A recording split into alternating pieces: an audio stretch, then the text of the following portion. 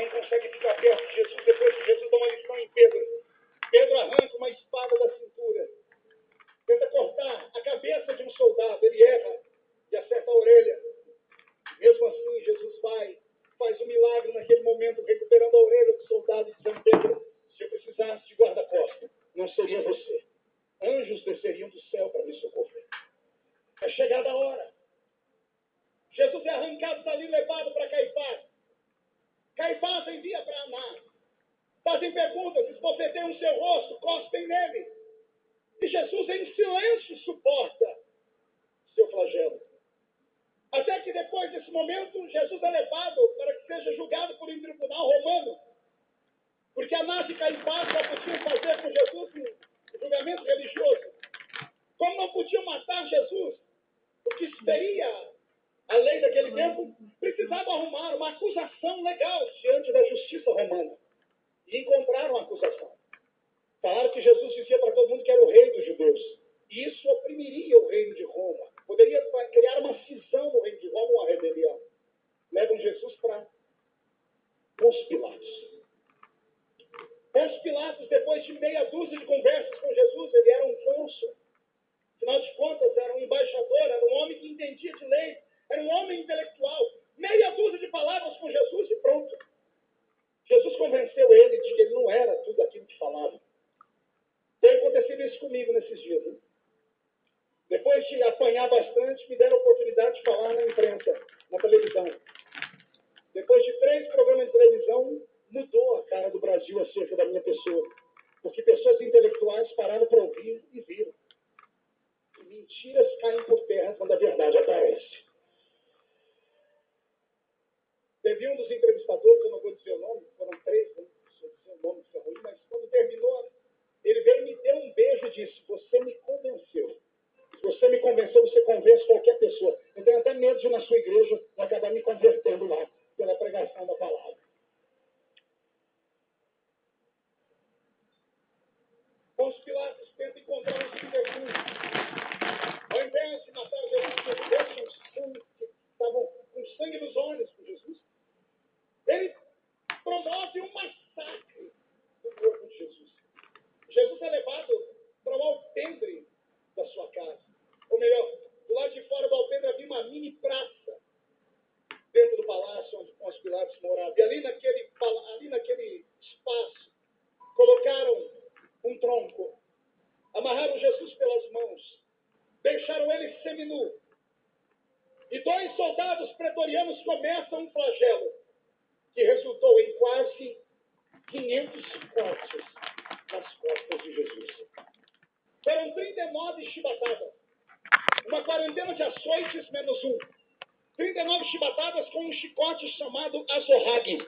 Azorrague era um chicote com 12 tiras de couro. 12 tiras de couro e na ponta de cada tira uma limalha de ferro, um pedaço de osso de carneiro quebrado. Cada vez que o chicote era desferido e batia nas costas, o osso e o ferro entravam na carne. Quando puxavam, rasgava a carne de Jesus por completo. Ele teve isso elevado a 39 vezes. Então multiplique 39 vezes 12 e você vai ter o número de cortes que Jesus teve nas suas costas. Só que havia entre os judeus, quando eu estive em Israel há pouco tempo, eu aprendi isso me fez chorar muito. Havia entre os soldados romanos uma disputa. A disputa entre os soldados romanos era para saber em qual round cairia o judeu. Porque nenhum judeu se ajoelhava diante de autoridades que não fossem do povo dele. Batiam nas costas para que o homem perdesse as forças e se arregasse. Então todos os judeus que foram levados para esse tipo de flagelo, havia sido feito um estudo entre os soldados. Na 10ª chibatada, nenhum mais aguentava. Porque 10 chicotadas significavam 120 cortes no corpo. Então eles esperavam todos a 11ª chibatada. Pergunte por quê? O corpo não aguentava. E a pessoa esmorecia. Ao esmorecer, ele ficava pendurado. O soldado que está batendo não para medir onde está batendo, porque batia só em um lugar, até ver os ossos aparecerem. Depois de 120 chicotadas ou 120 pancadas dadas por 10 chibatadas no mesmo lugar, a carne carne de Jesus já estava toda em frangalhos. Agora os ossos estão aparecendo. Quando o corpo dele esmorece e ele cai, o soldado não para abaixar junto com o corpo dele. Ele continua dando a 11ª chibatada no mesmo lugar. Só que agora o corpo de Jesus caiu. A 11ª chibatada não pega mais nas costas. Pega no ombro. Pega no pescoço. Pega no rosto. E quando o soldado puxa a 11ª chibatada, a parte mais sensível do corpo humano está ensanguentada. E vem a parte que ninguém entende. E a Bíblia diz que Jesus, como uma ovelha muda, permanecia. Pilatos, num canto olhando, vai para sua mesa jantar. Cláudia Própora, sua esposa, que acabou de fazer o jantar, está vendo que o marido mexe no prato, mas não come. E deve ter perguntado a ele, por que não come, embaixador? Ele diz, não tenho fome. Eu vi um homem judeu, na verdade galileu, jovem, bonito, inteligente, sofrendo ali na mão dos soldados. O corpo dele está dilacerado. Ao termo da chicotada, Jesus deixou ali 2 litros de sangue. E desmaia. E Pôncio Pilatos disse, que homem é esse? E a mulher dele diz, eu não me meto em assuntos de governo. Mas ontem à noite, enquanto eu orava, o Deus dos deuses me apareceu. E disse para mim, não toque na questão desse homem. Porque esse homem é justo. Esse homem é justo. Soltam as mãos dele. O corpo de Jesus cai ao chão, é embrulhado, jogado em uma cela. Pilatos passou a noite toda acordado, seu espírito perturbado. Ele não queria matar Jesus. Na verdade, de manhãzinha, uma luz ilumina a mente dele. Hoje é um dia especial, é o dia do perdão para os judeus. Eu posso libertar um preso. Eu posso dar vida a um enquanto mato o outro. Então vou pegar o pior de todos os bandidos que nós temos, que é Barrabás, e coloco ele ao lado desse Jesus, como ele levava a multidão na sua palavra. A multidão vai querer que solte Jesus, e eu não tenho o sangue dele nas minhas mãos. Naquele dia de manhã, quando acordaram Jesus, acordaram ele aos pontapés. O corpo dele embrulhado sobre o corpo ensanguentado. Um pano grudado no seu corpo. Um pano que colou em todas as feridas que estavam no seu corpo. Quando Jesus é exposto diante da multidão, puxam aquele pano de uma só vez. Você já tirou um esparadrapo de uma ferida? Imagine tirar a ferida de quase 400 esparadrapos de uma vez. Quando arrancaram aquele pano que havia colado no corpo dele, Jesus tem o seu corpo inteiro tremendo e as feridas abrem de novo. E Pilatos, mais do que depressa, diz, senhores, nós podemos libertar um dos dois. Quem é que vocês querem que eu solte? Jesus ou Barrabás? E a multidão que foi comprada, corrupta, grita em uma só voz, solte Barrabás. Crucificam. Crucificam. Crucificam.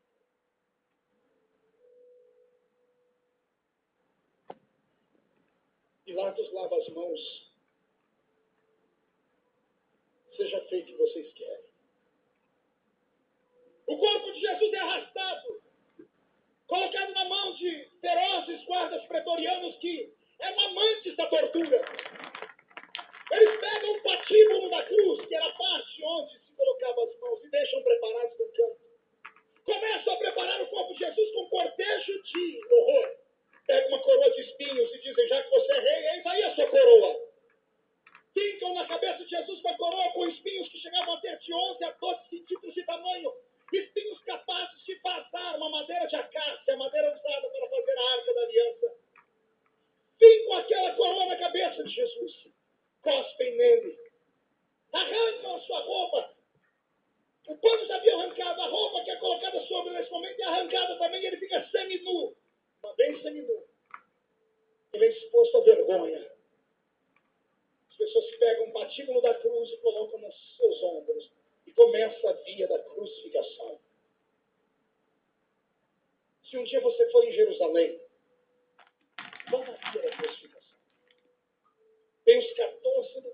onde Jesus esteve, onde o seu corpo tombou, onde ele caiu.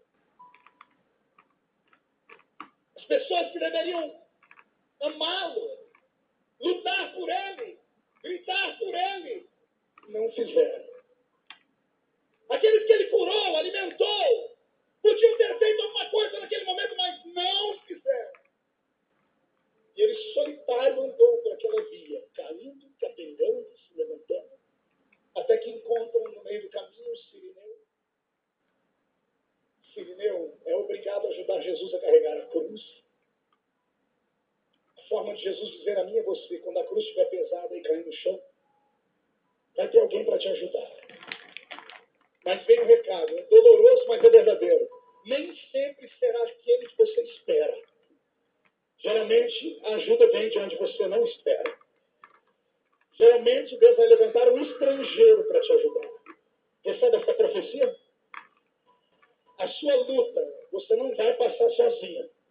Se seus irmãos te abandonarem, se todo mundo te abandonar, nem que tenha que vir um estrangeiro te ajudar. Você vai caminhar e vai ter alguém do seu lado. Se você concorda comigo, dá mais um grito de glória.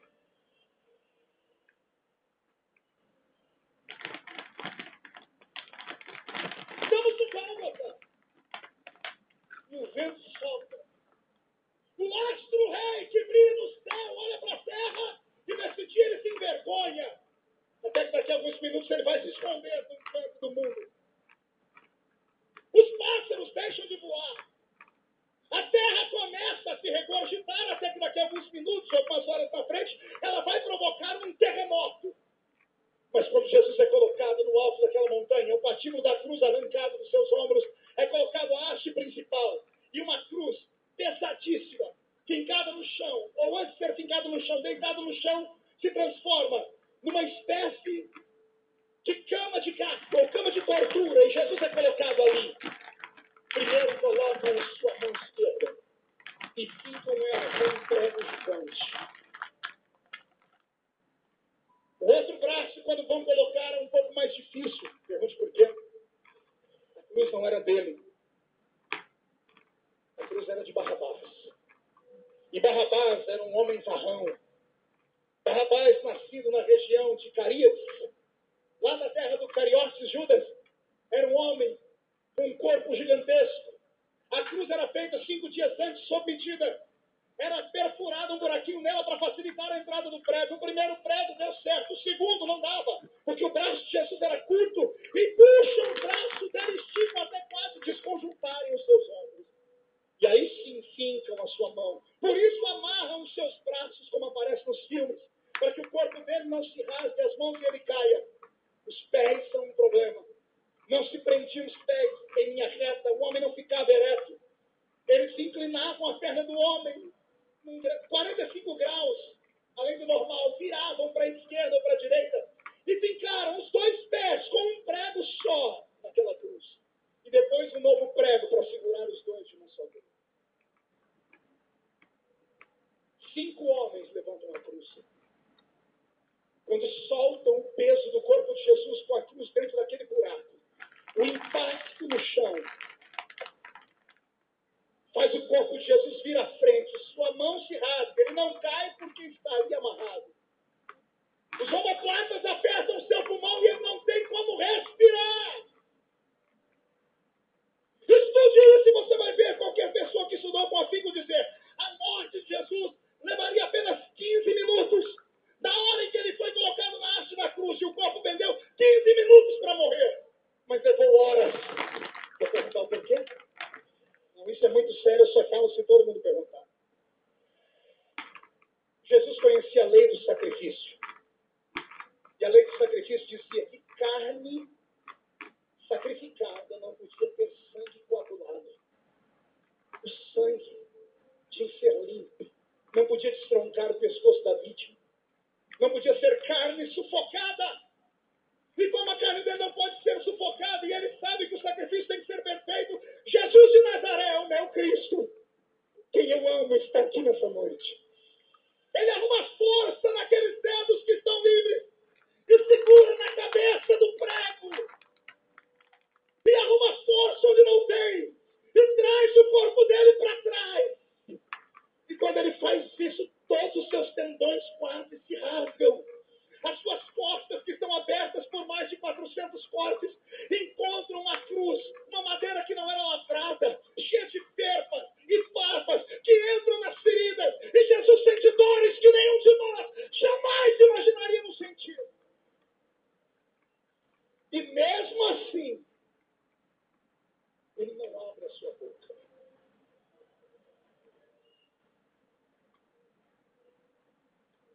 Aos amigos que estão nos ouvindo, é por isso que eu não renuncio.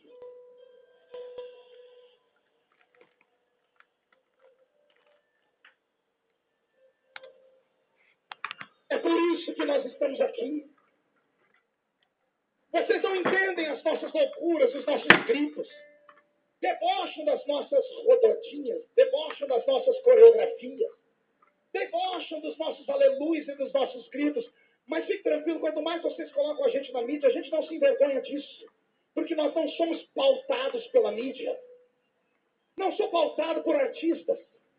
Com todo respeito aos artistas, porque é uma profissão, e tem muita gente boa, tem alguns irmãos nossos que são artistas. Mas com todo respeito aos artistas que se levantaram contra mim esses dias, beijando na boca, mandando recado para mim. Na verdade, vocês estão mandando recado é para esse povo aqui. Na verdade, ao invés de vocês fazerem um ato que para vocês é bom, vocês estão arrancando os sentimentos que estavam esquecidos de uma família unida. O pai não aceita isso. Nenhum pai cria o filho para ver porcaria na frente dos olhos dele. Nenhuma mãe cria sua filha para que ela tenha uma vida estranha fora do futuro. A família é criada para adorar a Deus. A família é criada para adorar a Deus. É isso. E sabe o que eu queria fazer aqui agora? Agora é a hora da polêmica. Vamos para o Jornal Nacional de novo. Eu queria convocar os crentes a nunca mais assistir uma novela.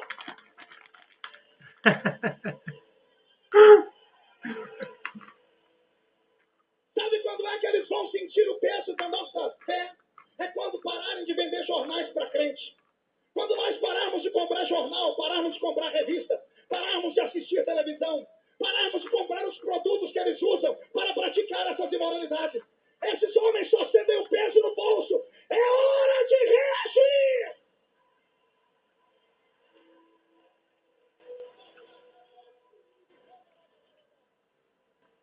Escute aqui. Eu tenho amigos aqui que moram nos Estados Unidos e eles vão dizer se é verdade ou se é mentira. O conglomerado Walt Disney, há alguns anos atrás, não faz muito tempo, criou dentro do Walt Disney uma praça com detalhes de coisas que são contra a família. No dia da inauguração, foi um fiasco. Pergunte por quê.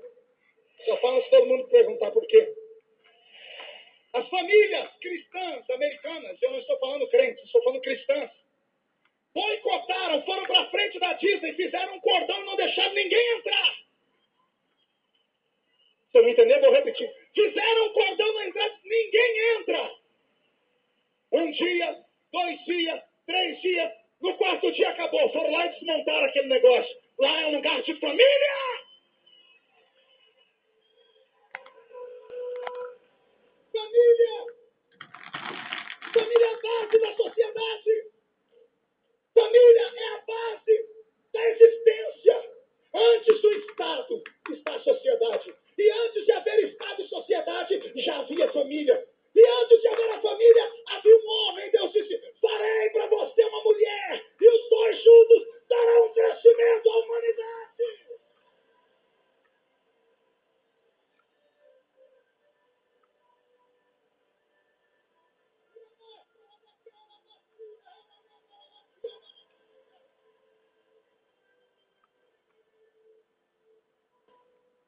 Tudo que eu estou passando é por causa deste livro. Eu estou sofrendo por causa deste livro. Eu fui citar Gênesis. Me chamaram de racista. Fui citar Romanos. Me chamaram de homofóbico. Eles odeiam esse livro. Mas esse livro não odeia eles. E hoje eu vou convocar essa igreja para nós fazermos uma oração. Para vermos até o ano que vem o maior número de conversão jamais visto nesse país.